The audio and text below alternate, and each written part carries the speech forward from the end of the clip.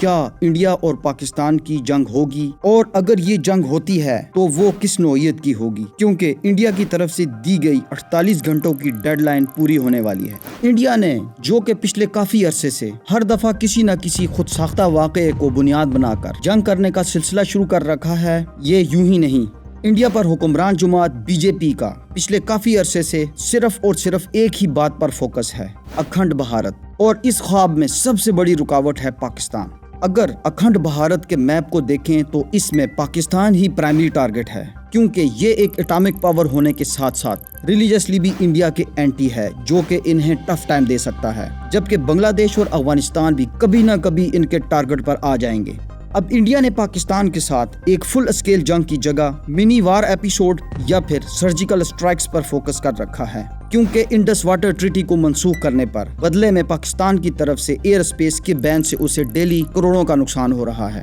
جبکہ پانی روکنے سے انہوں نے پاکستانی عوام اور حکمرانوں دونوں کو ایک ہی پیج پر لا کھڑا کیا ہے۔ 2 دن پہلے انڈین میڈیا پر اگلے 48 گھنٹوں میں پاکستان پر حملہ کرنے کے لیے ٹکر چلائے جا رہے تھے، تاہم اس دفعہ انڈیا کو امریکہ کی طرف سے بھی گرین سگنل دے دیا گیا ہے کہ حملہ کرو اور مکاؤ۔ امریکہ کا اس میں کیا جاتا ہے، جنگ بھارت لڑے گا اور فائدہ ان کا ہوگا، امریکہ اپنا اسلحہ بیچے گا، اور چائنا جو کہ امریکہ کے ساتھ اس وقت ٹریڈ وار میں الجھا ہوا ہے یقیناً اس جنگ میں کود جائے گا، اور پاکستان اس صورتحال میں اور بھی کمزور ہو جائے گا۔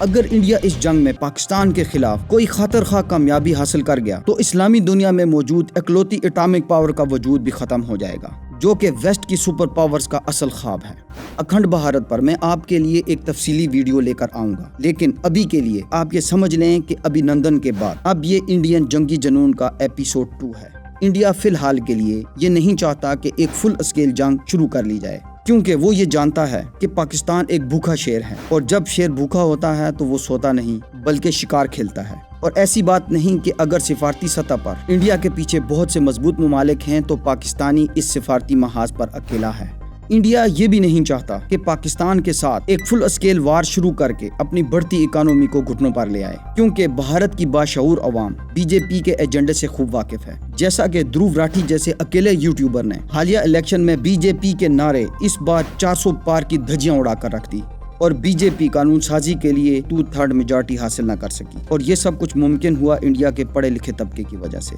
اسی طرح یہ حکمران جماعت ایک آدھ سرجیکل اسٹرائک کر کے اپنی عوام کو جنگ کا چورن بیچ لے گی، بس۔